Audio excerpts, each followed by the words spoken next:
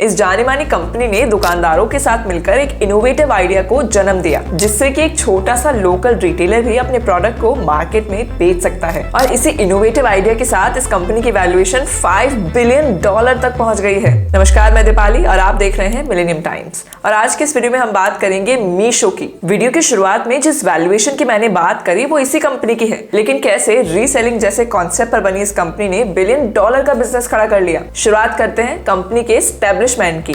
2 IIT graduates Sanjeev Barnwal और विदित आत्रे ने 2015 में शुरुआत करी मीशो की। ये इनकी पहली कंपनी नहीं थी। इससे पहले भी इन्होंने कंपनी खड़ी करने की कोशिश करी थी, जिसका नाम था फैशनेयर। इस कंपनी का वर्किंग मॉडल वैसा ही था जैसे स्विगी और जोमैटो का, यानी ये भी अपने लोकल एरिया में ही डिलीवरी करते थे, वो भी ब्यूटी प्रोडक्ट्स की। लेकिन फैशनेयर ने मार्केट में उतनी अच्छी परफॉर्मेंस नहीं करी जितना संजीव और विदित ने उम्मीद करी थी। फिर उनके दिमाग में किसी और आइडिया ने जन्म लिया, वो था रीसेलिंग जैसे इनोवेटिव कॉन्सेप्ट का। संजीव मीशो के को-फाउंडर और चीफ टेक्नोलॉजिकल ऑफिसर हैं, वहीं विदित को-फाउंडर और CEO हैं। सबसे पहले तो ये समझते हैं कि रीसेलिंग कंपनी और नॉर्मल ई-कॉमर्स कंपनी में क्या डिफरेंस होता है। देखिए, ई-कॉमर्स कंपनी B2C मॉडल पर काम करती है, यानी बिजनेस टू कंज्यूमर पर, जैसे फ्लिपकार्ट और Amazon। वहीं रीसेलिंग कंपनीज में कस्टमर के बीच एक रीसेलर होता है, जो कि कंपनी और आपके बीच एज अ रिटेलर काम करता है। बस इसी कॉन्सेप्ट पर संजीव और विदित ने मीशो की शुरुआत करी।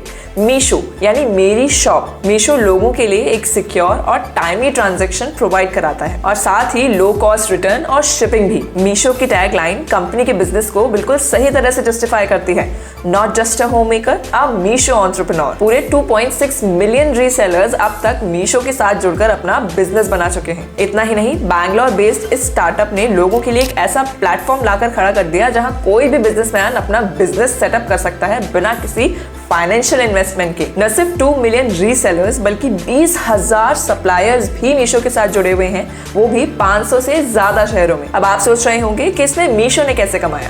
दरअसल मीशो कमीशन बेसिस पर काम करता है। हर कंपनी से लगभग 10 से 15% का कमीशन मीशो लेता है। चलिए अब इसकी रेवेन्यू मॉडल की बात करते हैं। मीशो इनिशियली रीसेलिंग कॉन्सेप्ट पर काम करता था, लेकिन धीरे धीरे उसने अपने कदम B2C में भी रख दिए हैं। मीशो ने न सिर्फ सक्सेस बल्कि हिस्ट्री भी क्रिएट कर दी है।